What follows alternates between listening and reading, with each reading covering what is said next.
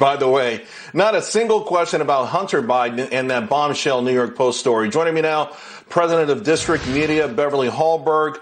All right, Beverly, your assessment of how things went last night in these dueling town halls.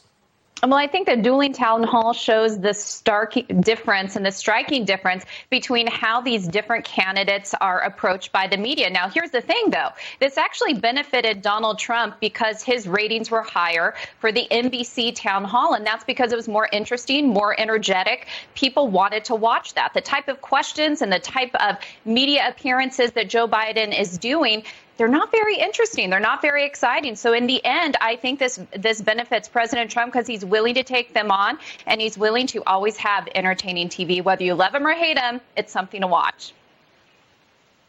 All right, well, that brings us to this week's winners and losers. Let's start with the winners. And my first winner, also from last night's town hall, when President Trump let his guard down. Let's take a watch. Good evening, Mr. President. Thank you very much. I have to say, you have a great smile.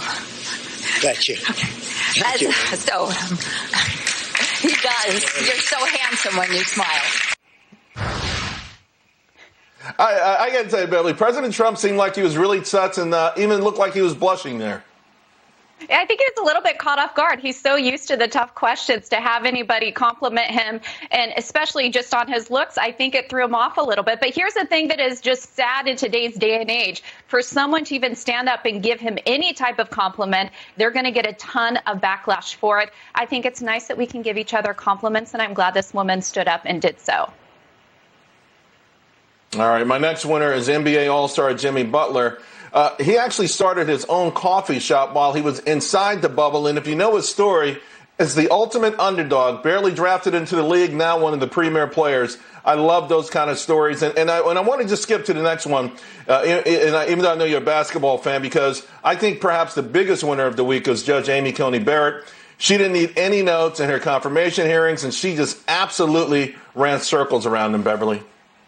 She absolutely crushed it. That, of course, that moment that went viral when she was asked what was on her notepad and she held it up and said, only the United States Senate. And she had that smile, speaking of smiling today, that went along with it. It just showed how amazing of an intellect that she is to be there, be able to answer questions for 2 days straight. Quite remarkable. One thing I want to say about Jimmy Butler, his coffee did cost $20 a cup, regardless of size. So while I love that he's starting a business, I think he needs to work on his pricing a little bit if he's going to sell his coffee outside of the NBA bubble.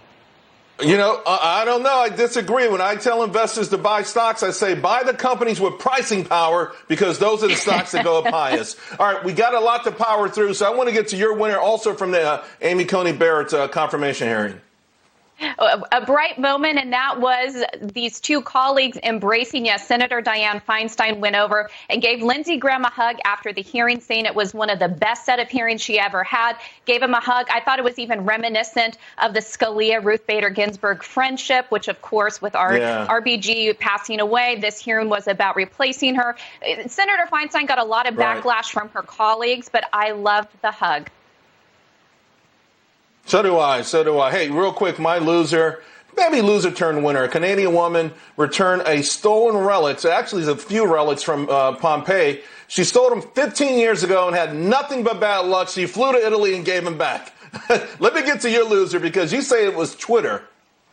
Twitter had a rough week. Of course, they were main news because they decided to block the URL with the New York Post, who put out those allegations against Hunter Biden and his family's relationship. Of course, his dad is the vice president, and Twitter decided to block it. They've also shut down the accounts of the Trump campaign, White House press secretary Kayleigh McEnany, and even today, the CEO, Jack Dorsey, had to come out and say that they made a mistake, that they shouldn't have blocked the URL, that what they should have done was just give more context. I still have an issue with them doing that, but I think what's going to happen is Congress is going to be making some adjustments to Section 230, which we're hearing a lot about. Twitter, a bad actor all the way around.